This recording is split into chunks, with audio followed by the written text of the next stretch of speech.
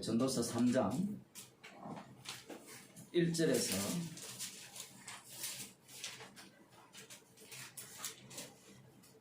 15절까지 교도하시겠습니다.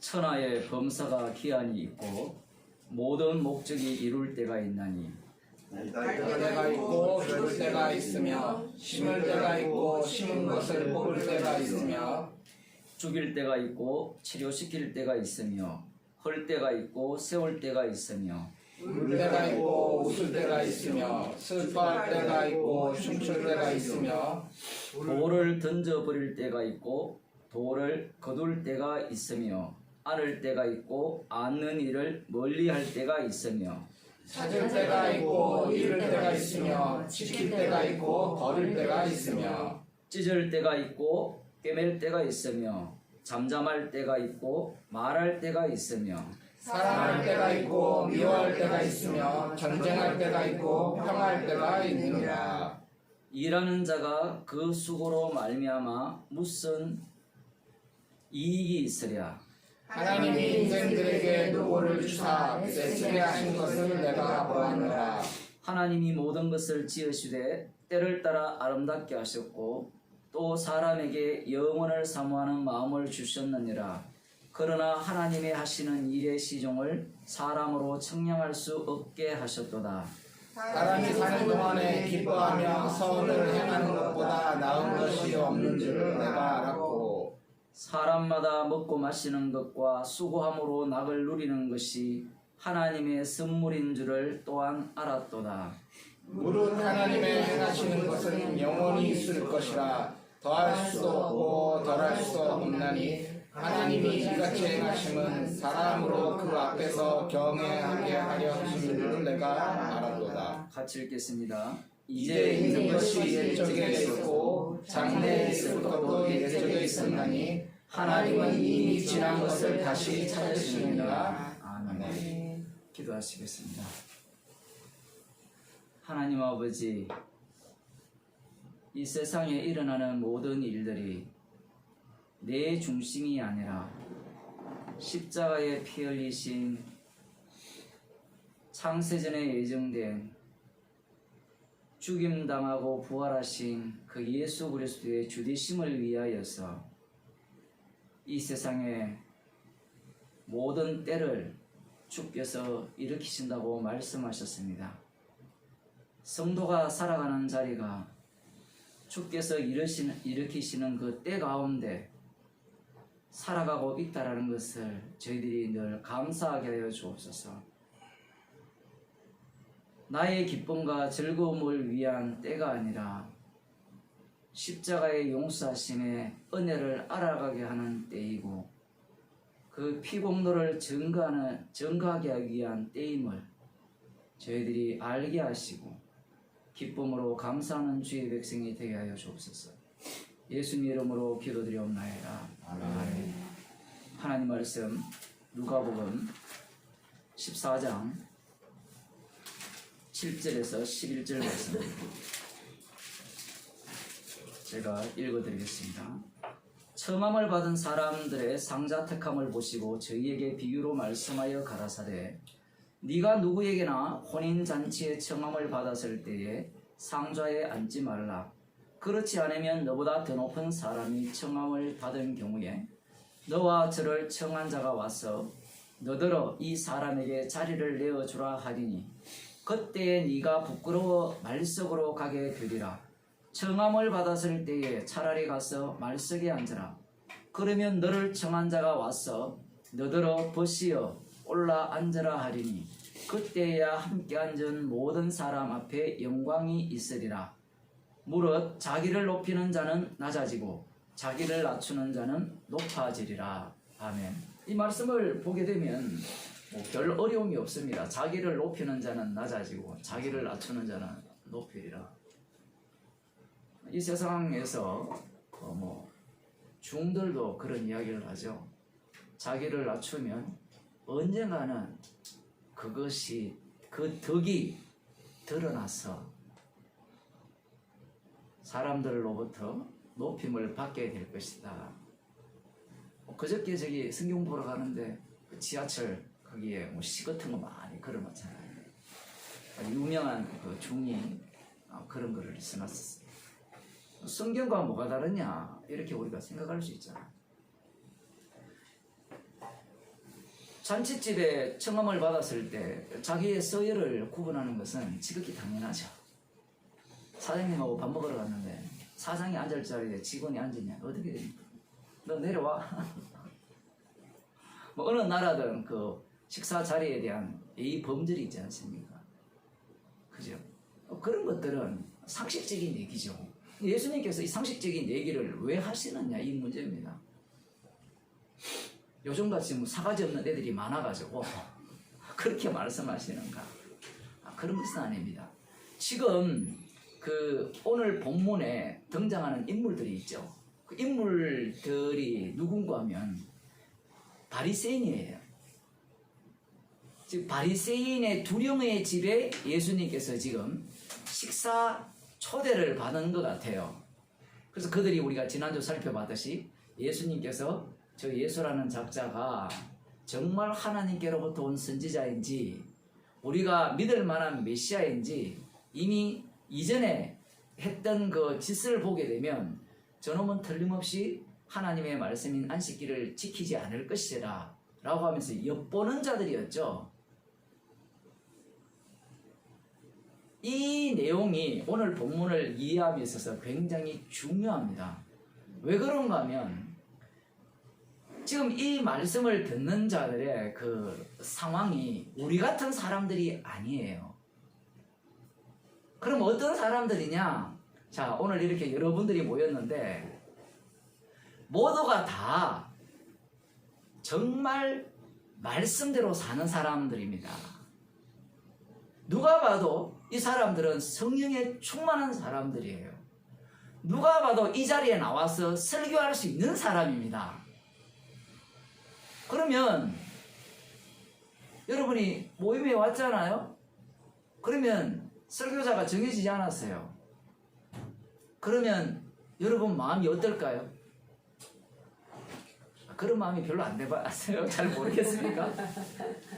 사람이요, 자기가 좀 알고 배우고 확신했으면요, 이 나팔을 불고 싶어요.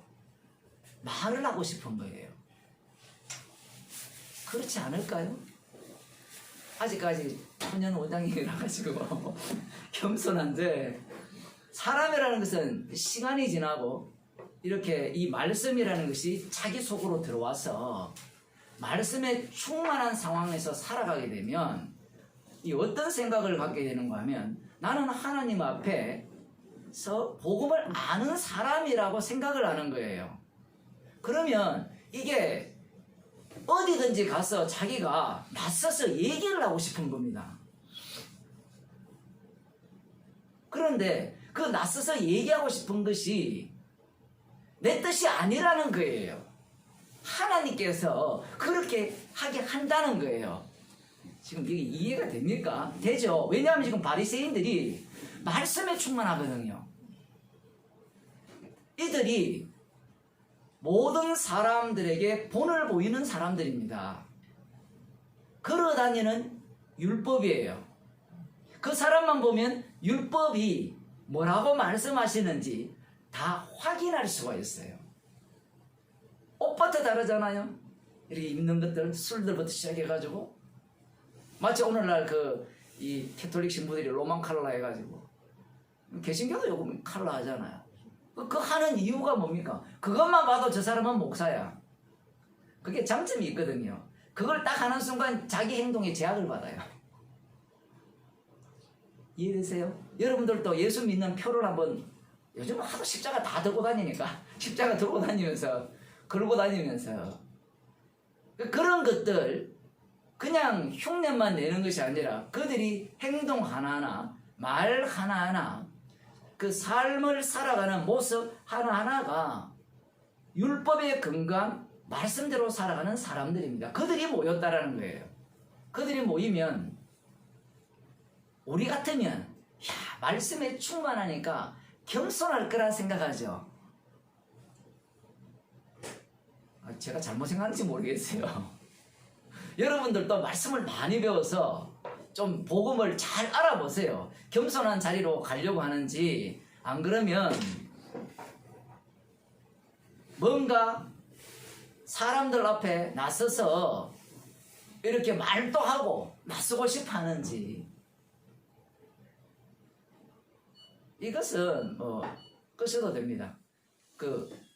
이것은 우리가 이 교회뿐만 아니라 여러분이 만일에 돈이 한 100억이 있다. 이거 모임 오겠습니까?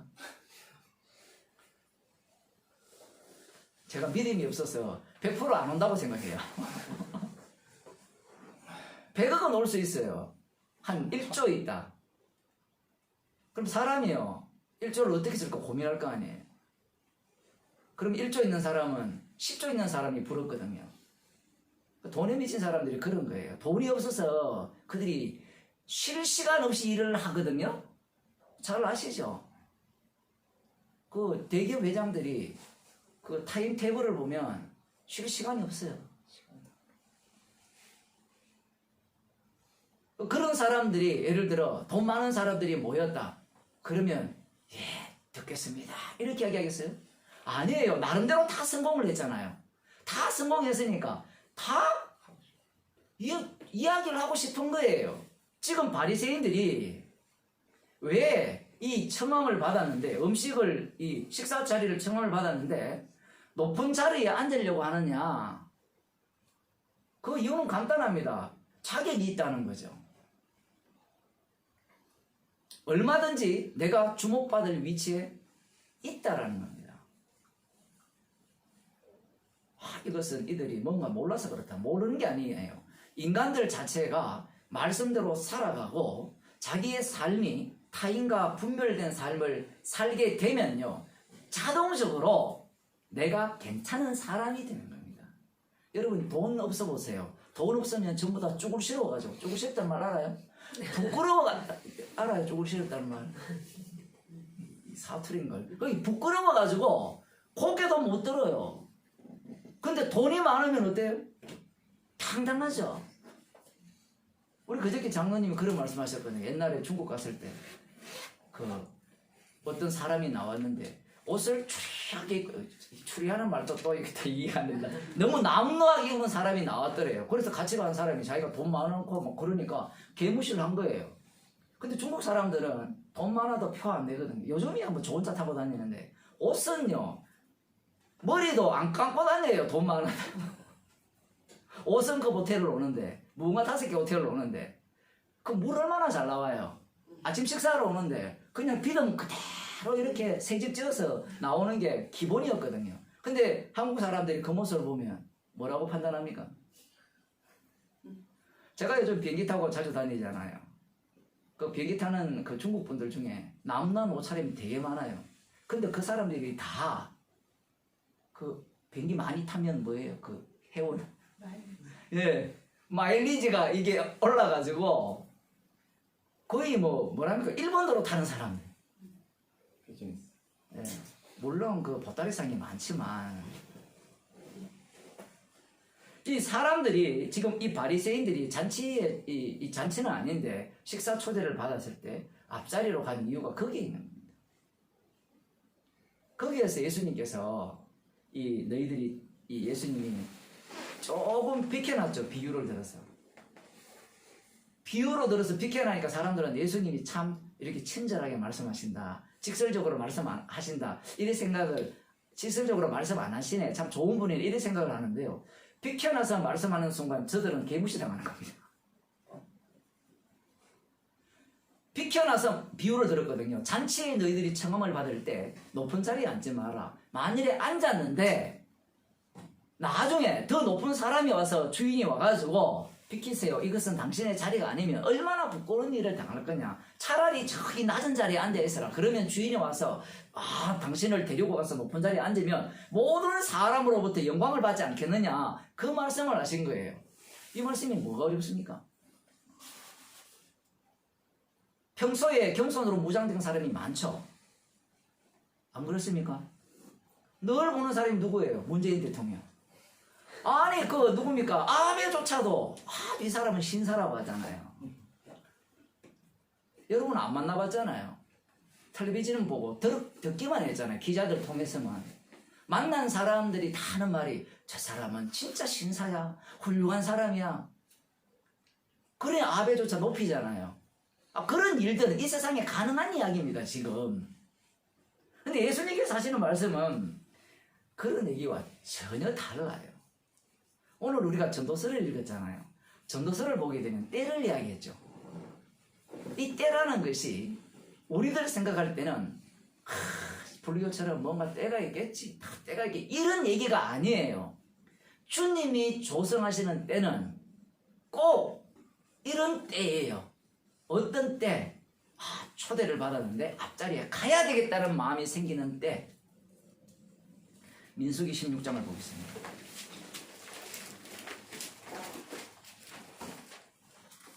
민수기 16장에 어떤 내용이 나오는가 하면 레위의 정손이라 되어 있는데 원래 레위의 왜냐하면 레위의 정손이 누군가 하면 이 고핫인데 어쨌든 레위의 정손 레위의 아들이죠. 고핫은 레위의 정손 고핫의 아들입니다. 그러니까 레위의 정손이 누군가 하면 고라죠.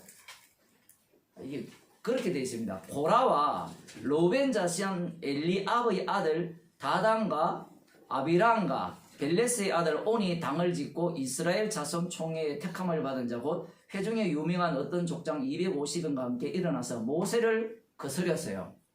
모여서 뭐라고 하는가 하면 모세와 아론을 거스려 그들에게 이르되 너희가 분수에 지나도다 회중이 다 각각 거룩하고 여호와께서도 그들 중에 계시거늘 너희가 어찌하여 여호와의 총회 위에 스스로 높이느냐. 고라와 이 로벤 자손의 고라죠. 고라는 고핫의 손자뻘이죠. 근데 고라가 어떤 사람인가 하면요. 이 족보를 보면 재밌어요. 민수기 2장, 3장에 4장에 다 나오거든요. 이 레위 자손들 있죠. 레위 자손들 중에 이 분류가 됩니다. 분류가 되는데 이 고핫 자손들이 등장하는데 그 고핫의 후손에 누가 나오는가 하면 그 아들 3명이 나와요. 3명이 나오는데 그들이 이 한쪽은 고핫의 세 아들이 누군가 하면 아므람, 이스할, 헤브론이에요. 고핫의 세 아들이. 그 고핫의 손자가 누가 나오는가 하면요. 아므람으로부터 나온 아들이 모세와 아론이에요.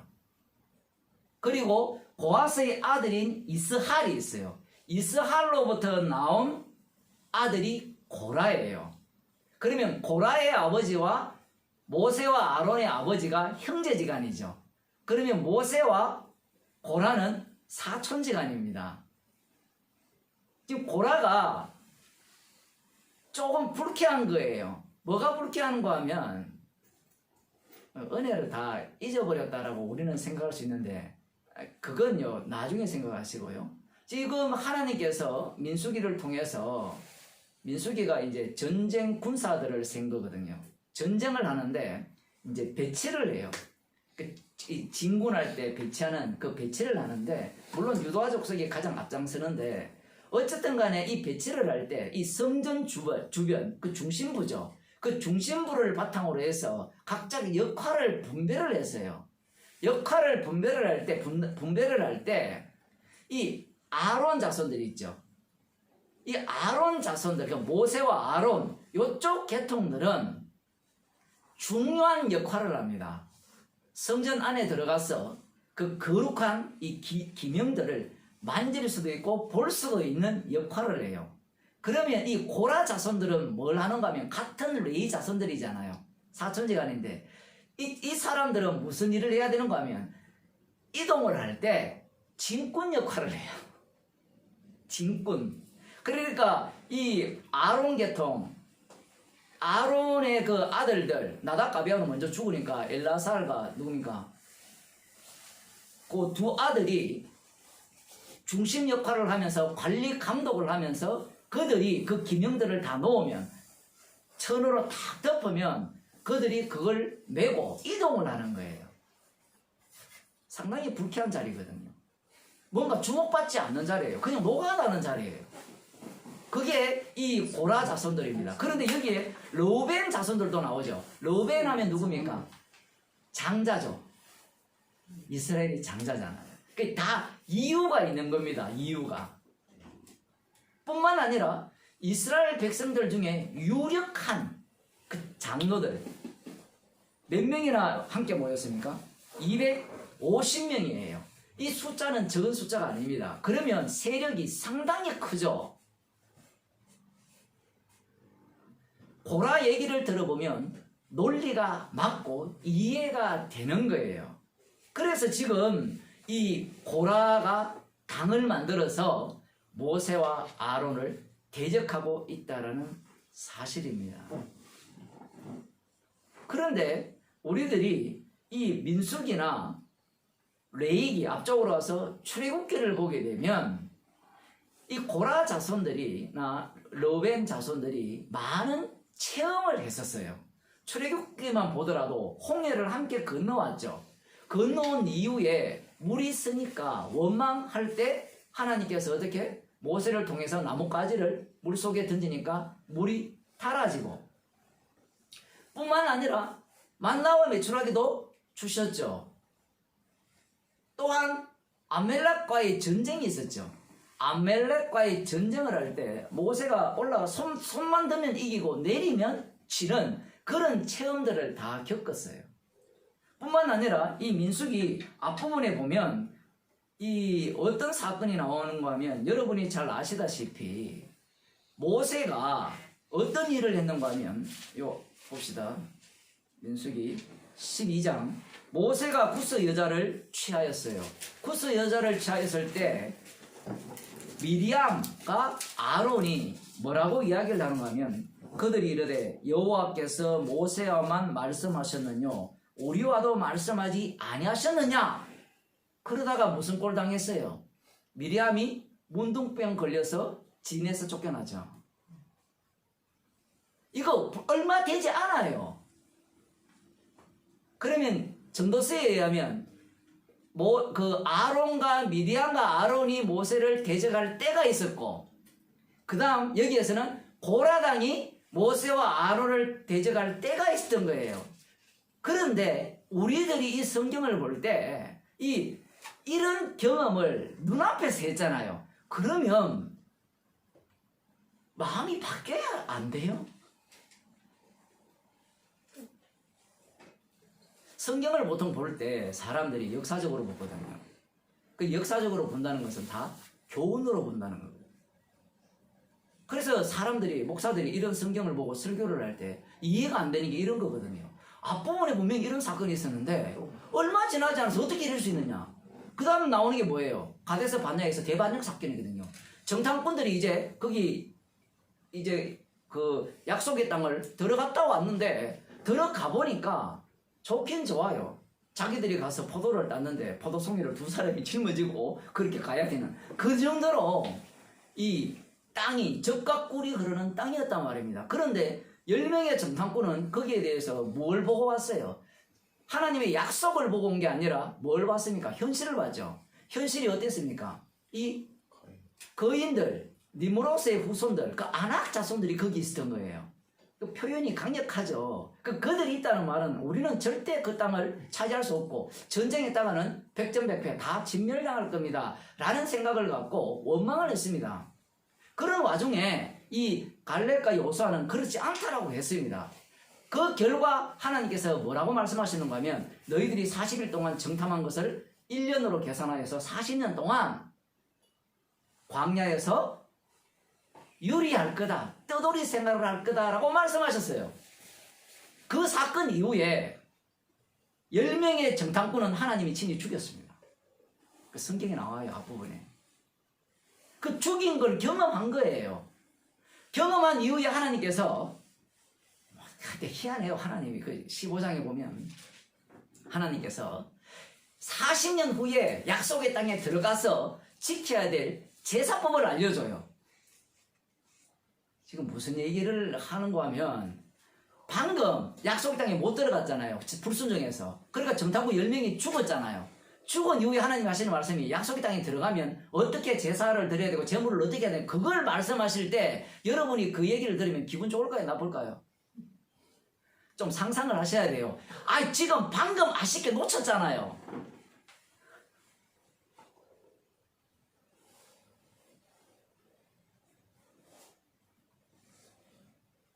물론 그 전에 이런 사건이 있었어요. 그 전에 하나님께서 안 된다라고 그 이제 40년 동안 유리한다 하니까 이들이 그제서야 믿음을 보입니다. 14장 끝부분에 보면 이제 올라가겠다 해요.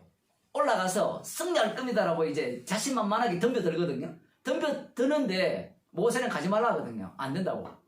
말 안 들어요. 그래서 들어가서 완전히 대패했습니다. 그 이후에 이제 하나님께서 방금 40년 후에 들어가서 약속의 땅에 들어가서 지켜야 할 그 제사 규례와 관련된 내용을 언급하시는 거예요. 그러니까 얼마나 짜증나겠어요. 무슨 얘기인가 하면 여러분이 지금 굶어 죽겠는데 하나님께서는 걱정하지 마라 하는 거예요. 굶어 죽는데 걱정하지 말라는 거예요. 이 말이 안 되잖아요. 성경 말씀 자체는 사람이 지킬 수 있는 말씀이 아니에요. 그런 이후에 그 어떤 일이 발생하는가 하면 그들 중에 안식일 날 누가 나무를 하는 사람이 발생했어요. 그래서 이들은 이제 좀 마음을 다시 가다듬었는지 어떻게 하는가 하면 그 나무 하는 자들을 자를 잡아서 돌로 쳐 죽였어요. 진 밖에서. 제대로 일을 했죠. 제대로 일을 한 이후에 하나님께서 무슨 말씀을 명령을 다시 내리는가 하면 너희들 옷 다 있죠. 옛날에 12해 혈루증 걸린 여인 할 때 제가 말씀드렸죠. 예수님이 옷 끝자락 이 옷을 끝에 당 끝에 술을 달고 술 끝에 청색 실을 달아 다니라는 겁니다. 그러면 모든 사람이 청색 실을 달고 다닐 거 아니에요. 그러면 볼 때마다 청색 실이 돋보일 거 아니에요. 그러면 그걸 왜 주셨는가? 눈의 소욕을 없애라고 주신 거예요. 눈의 탐욕을. 그 사건 이후에 지금 16장 사건이 발생한 거예요. 정말 재밌죠? 성경이.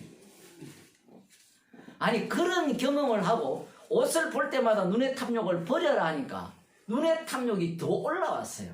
왜 올라왔는가? 그 이유는 그겁니다. 저기 모세와 아론과 자기들을 비교할 때 뭘로 비교하는가 하면 첫째 혈통적으로 비교해요. 혈통적으로 비교하면 모두가 다 레위 자손이죠. 그 다음 하는 말이 더 중요하죠. 총회 가운데 하나님께서 다 어떻게 했다 했어요? 거룩하게 했다라는 겁니다. 야, 이거 어디서 많이 듣던 얘기 아니에요?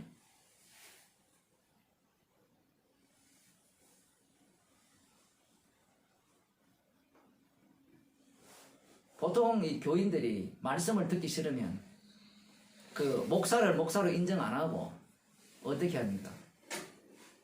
자기도 목사 인쇄를 하죠. 제가 지금 이게 부정적으로 보는 게 아니에요. 그 얘기 자체를. 지금 이 얘기를 하는 이유가 뭔가 하면 사람이란 자체가 어떤 속성을 갖고 있느냐 얘기예요. 우리 다 거룩하잖아요. 맞죠? 십자가의 피로 다 거룩하잖아요. 왜 니만 설교해? 하세요. 지금 그 마음 자체가 목사가 자기가 자기만이 거룩하다라고 하면 문제가 발생하는 거예요. 그건 자기가 교만한 거고 반대쪽에서 사람들은 어떤 생각을 갖고 있는가 하면 나 성경 알 만큼 알아. 나도 니만큼 설교해. 나도 니만큼 복음 전해. 이 태도인 거예요. 지금 이 사건 자체가. 무슨 말인지 이해되세요? 모세와 아론은 지금 아무 생각 없어요. 지금 죽을 지경입니다.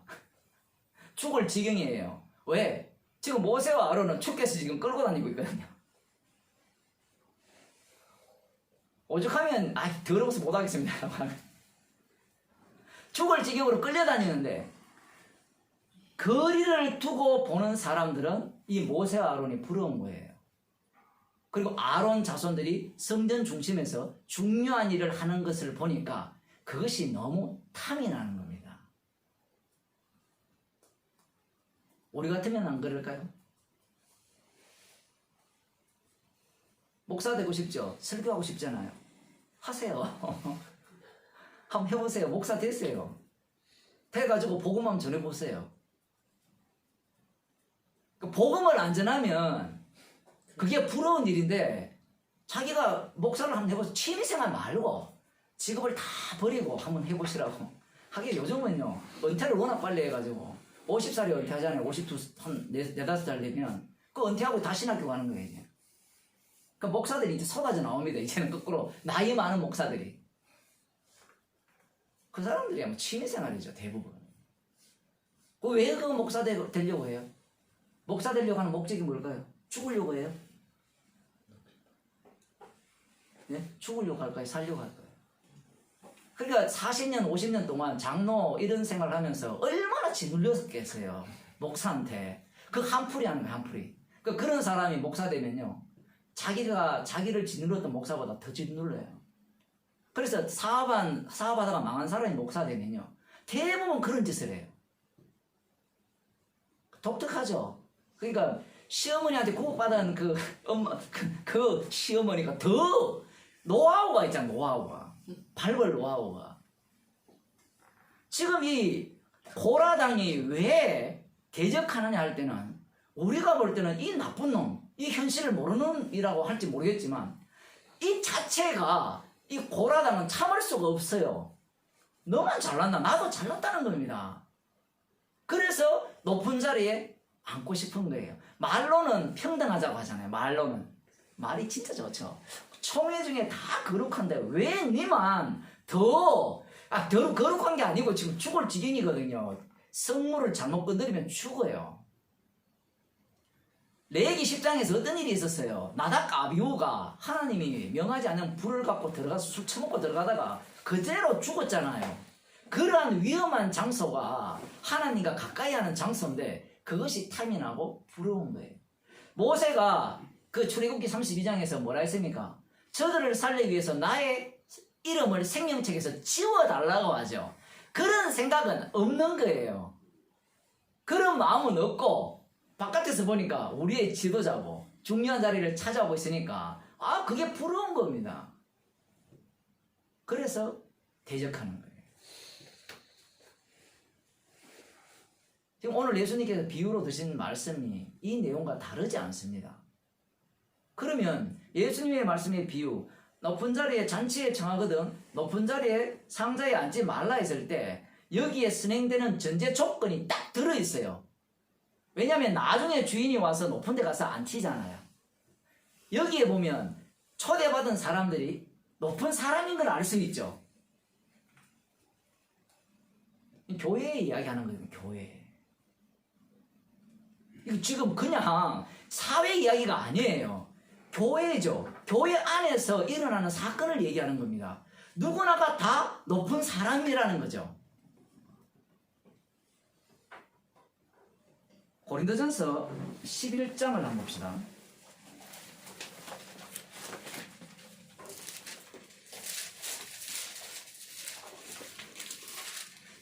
11장 3절에 보면 이런 내용이 나옵니다.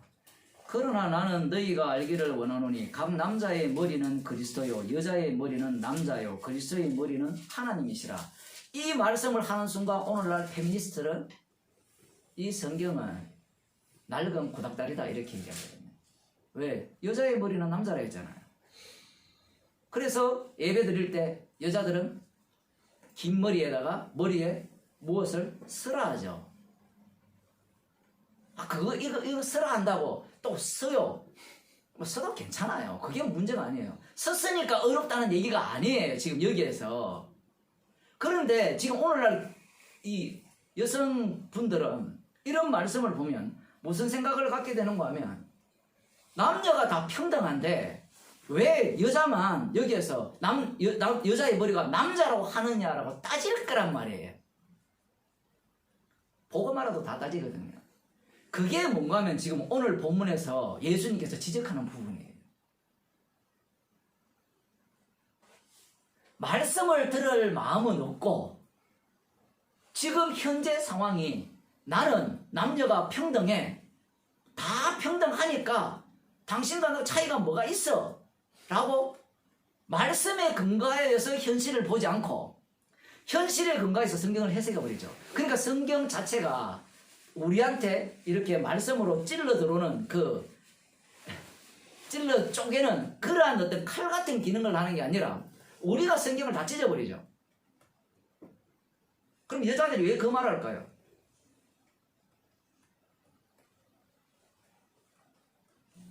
이유는 간단합니다. 왕이 되고 싶어서.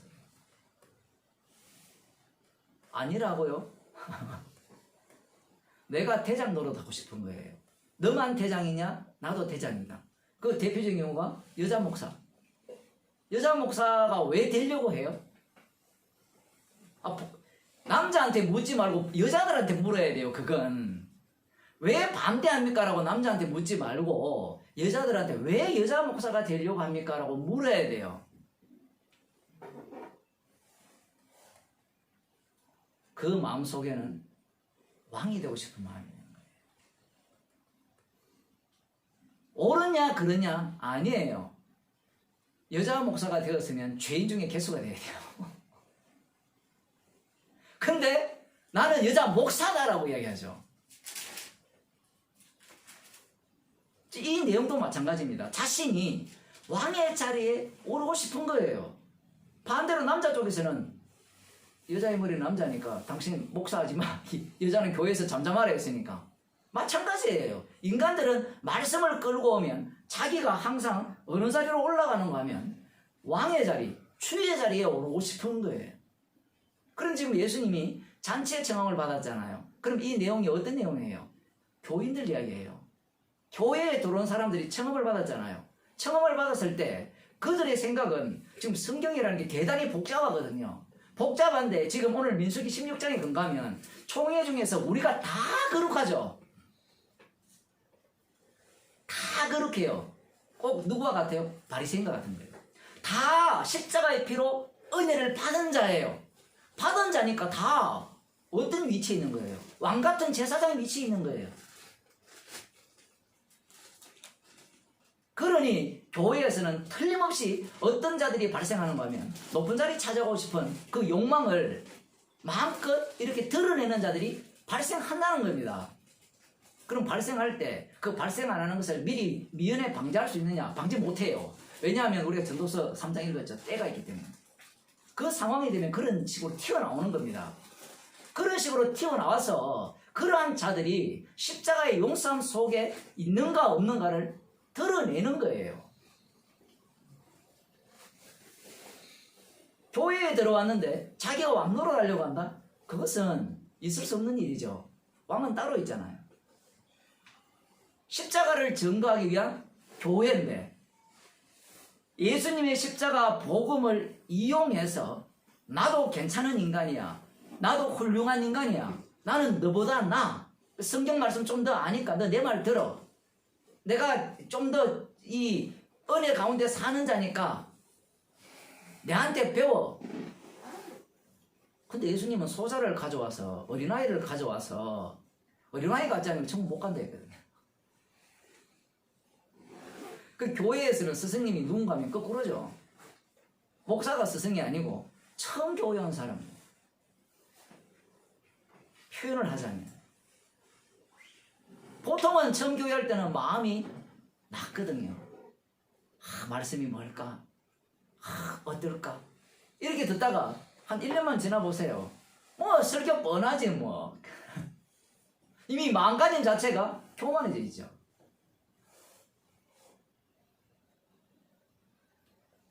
고라당이나 이 고린도 교회의 여자들이 왜 이렇게 낯서느냐라고 할 때는 여자들의 이론도 마찬가지잖아요. 십자가 피로 구원받았는데 무슨 차등이 있느냐. 근데 주님은 기능을 보여라는 거예요. 여자의 기능, 남자의 기능. 남편의 기능, 아내의 기능. 남자와 여자로 남편과 아내로 만든 이유는 십자가의 용서하신 은혜를 증거하기 위해서 만들었지.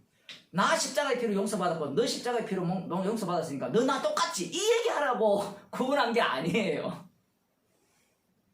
그 복음 자체가 완전히 자기를 왕으로 세우는, 자기를 높은 자리로 올리는 그러한 도구로 사용되는 겁니다. 지금 고라당이 그런 거잖아요. 총회 앞에서 다 걸어가는 거 맞잖아요. 그 말이 뭐가 틀렸습니까? 맞는 말을 하죠. 바리새인들이 왜 상자에 앉으려고 합니까? 자격이 있거든요. 그래서 예수님이 누구든지 자기를 높이는 자는 낮아질 것이요 자기를 낮추는 자는 높이리라 라고 말씀하셨어요. 그러면 우리들은 이 말씀을 보면서 무슨 생각을 하는가 하면 자 이제 우리 마음을 낮춥시다. 그래야 높일 겁니다. 이 자체가 벌써 뭐예요? 높이려는 낮춰짐이죠. 그런 목사들 많아요.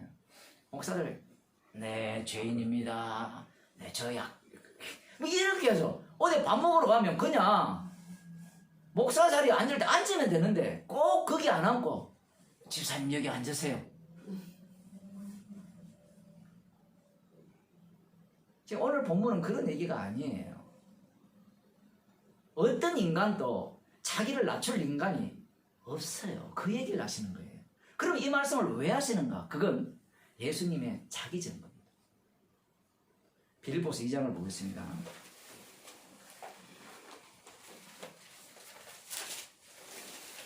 빌립보서 2장 5절에 보면 너희 안에 이 마음을 품어라 이렇게 나오죠. 어떤 마음? 예수님의 마음인데 이 논리의 흐름을 보세요. 이게 오늘 본문과 연결된 얘기인데 그는 근본 하나님의 본체시나 하나님과 동등됨을 취할 것으로 여기지 아니하시고 오히려 자기를 비어 종의 형체를 가져 사람들과 같이 되었고 이 말씀은 죄 없는 분이 죄 있는 육신을 입고 오신 거예요. 하나님의 본체신데 사람의 모양으로 나타나셨으며 자기를 낮추시고 죽기까지 복종하셨으니 그 십자가에 죽으심이라. 이게 순종입니다. 자기를 낮추는 거예요. 이것은 온전히 낮추심이죠. 자기를 비우심. 근데 인간들은 자기를 비울 수가 없어요. 비워도 자기를 높이고자 하는 마음이 강렬합니다. 언젠가는 나에게 보상이 올 것이라는 기대를 갖고 있는 거예요. 그러니 백날 낮춰봐도 그 낮춤이 아니라 교만이 돼요. 그런데 자기를 낮추는 자는 누군가 하면 예수님 뿐이에요. 하나님의 본체시나 죽기까지 복종하시고 그 다음 하나님이 그를 지극히 높여 모든 이름 위에 뛰어난 이름을 주사 또 온전한 낮춤심이죠. 온전한 순종이고 하늘에 있는 것들과 땅에 있는 것들과 땅 아래에 있는 것들로 모든 무릎을 예수의 이름에 꿇게 하시고 딱 예수님의 말씀이잖아요. 자기를 낮추는 자는 높이고 높이는 자는 낮춘다 라고 할 때 낮추는 분은 예수님 뿐이고 그 예수님만이 만유의 주가 되셨죠. 하늘에 있는 것이나 땅에 있는 것이나 땅 아래에 있는 천사들이나 악마들이나 모든 인간들 만물들이 예수의 이름에 무릎을 꿇게 하셨어요.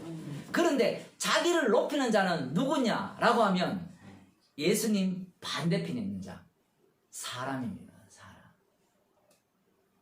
사람은 선악과를 따먹었기 때문에 최종 목적이 언제나 하나님과 같이 되고자 하는 마음을 품고 있어요. 그래서 항상 나는 왕이 되어야 돼. 내가 하나님이 되어야 돼. 내가 판단자가 되어야 돼. 영광을 내가 받아야 돼. 복음도 내가 전해야 돼. 내가 전해야 돼. 이 말은 영광을 내가 받겠다는 거예요. 때를 따라 주님이 전하지 않게 하면 안 하면 되잖아요. 얼마나 좋습니까? 예? 아니 전하지 않게 하면 오늘 예배 끝나고 이제 여러분이 이제 의논을 해가지고 새해도 됐으니까 이제 정 목사님 부르지 맙시다. 그러면 안 하면 되잖아요. 안 하면 놀면 되지 뭘. 이건 저를 예로 들었지만 여러분도 마찬가지예요. 사람들은 자기가 하는 일들을 뭔가 자꾸 가치가 있다 여기고 자기 자신을 최종적으로 높이려고 하는 마음으로 교회에 오는 겁니다. 근데 예수님의 이 말씀은 누구한테 하는 얘기예요? 교회 안에 있는 사람들한테 하는 얘기예요. 딴 이야기가 아니에요. 우리에게 하는 얘기입니다. 우리에게 이 말씀을 하시는 거예요. 그러면 이 말씀 앞에 우리는 죄인입니다. 죄인. 이제 내일부터 다음 주부터 지금부터 마음을 낮춰야지. 낮추면 높이는데 이 얘기가 아니고 주님의 말씀은 십자가의 용서하심의 은혜를 증가하는 말씀이 됩니다. 그러면 방금 빌립보서 2장 5절에서 너희 안에 이 마음을 품어라 했죠.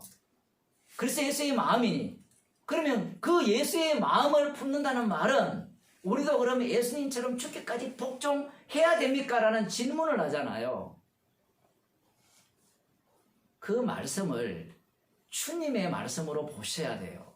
사도 바울이 빌립보 교인들에게 이 마음을 품으라는 얘기가 아니라 똑같이 주님이 살아계셔서 너희 안에 이 마음을 품으라는 거예요. 누구의 마음? 사도 바울은 지금 예수님을 전가하니까 예수님의 마음을 품으라고. 예수님 본연의 말씀이라면 내 마음을 품으라는 거예요. 그거 품을 수 있어요.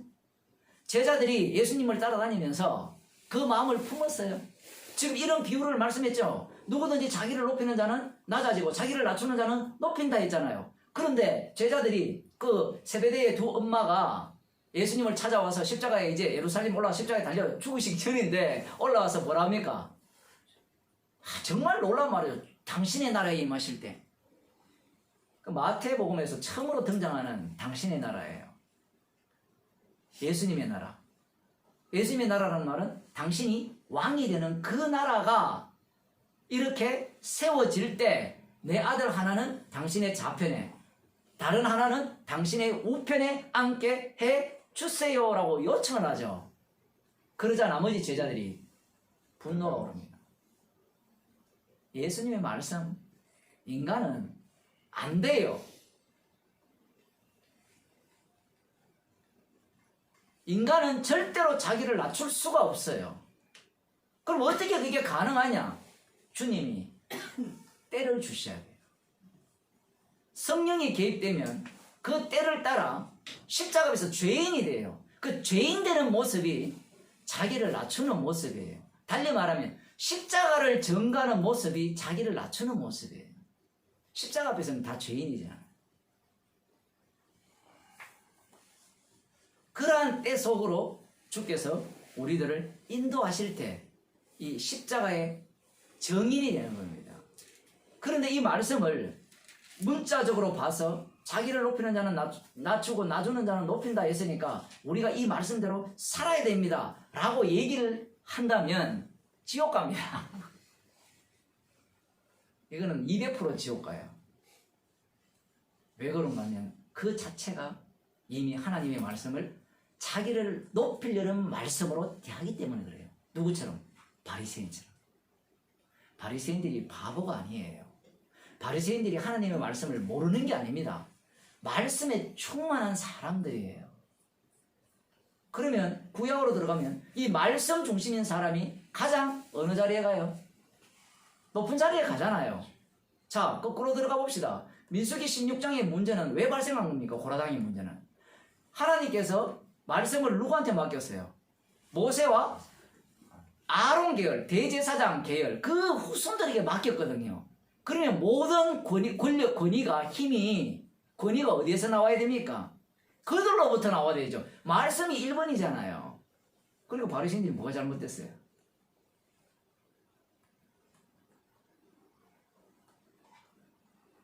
근데 바울을 보세요. 바울이 복음을 전할 때 너희는 뭐예요? 너희는 정말 왕같은 노릇을 하고 나는 뭐예요? 진짜 이 핫바리 인생을 산다. 쓰레기 인생을 산다. 이런 삶을, 이런 이야기를 말씀을 통해서 우리한테 말씀을 해요. 너무나 다른 이야기 아닙니까? 우리는 복음을 알고 이 진짜 십자가의 복음을 알면 뭔가 내가 이게 우리 본성이에요. 뭔가 착각을 자꾸 하는 거예요. 근데 복음이 들어오면 우리 인생이 쓰레기 돼요. 그 때로 주님이 몰아가죠.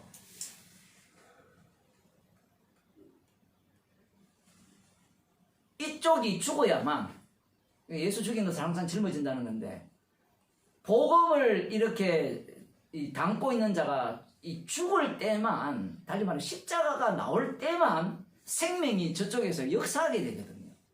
이건 단순히 너를 높이겠다는 이야기가 아니라 자기를 낮추는 자는 높이고 높이는 자는 낮춘다는 이 말씀은 내 정인으로 너희를 다루겠다는 거예요. 십자가 정인으로 다루겠다는 게 주님께서 하시는 말씀의 취지입니다. 근데 이것을 높이는 취지로 이해를 해버리면 이것은 정말 말씀에 대한 오해죠. 너희 안에 이 마음을 품으라. 예수 그리스도의 마음이니 교회에서 어떻게 해석합니까? 여러분 겸손하세요? 그 교회 가면 다 겸손해. 근데 교회 바깥에 나가면 전부 어때요? 교만의 극치를 이루죠. 권사님들, 장로님들 얼마나 겸손해 보입니까? 그것까지 보상받아야 돼요. 빌립보서 2장 말씀은 그거 아니에요.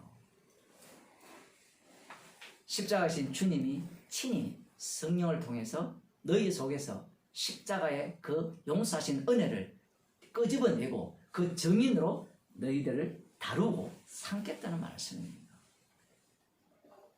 그래서 오늘도 우리는 이 말씀 속에 나는 고라당과 똑같은 인간으로 드러나야 됩니다. 내가 바로 이 잠잠하라 했는데 떠들고 싶은 그 여자와 같은 그런 인생이다. 그 십자가의 은혜 속에 오늘도 말씀을 통하여 우리들을 인도하십니다. 기도하겠습니다. 하나님 아버지,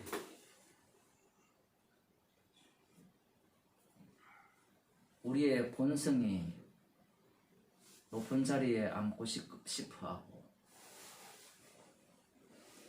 더욱이 십자가의 피가 우리의 죄를 용서해서 하나님의 자녀로 삼았다고 하니 더욱더 우리의 그 욕망이 들끓어오르면서 남들 위해 군림하려고 하고 왕이 되고 싶어하고 판단자가 되고 싶어하는 그러한 인생임을 말씀을 통하여 알려주심을 감사드립니다. 이것으로 인하여 주님이 죽으셨고 주님은 이 땅에 오실 때 죽기 위해서 오셨고 자신을 낮추심으로 말미암아 아버지께서 만유의 주로 세우셨습니다. 우리의 인생도 십자가 속으로 인도하여 주시고 주님의 죽으심 속으로 인도하여 주셔서 십자가 외에는 자랑할 것이 없는 주의 백성이 되게 하여 주옵소서. 예수님 이름으로 기도드리옵나이다. 아멘.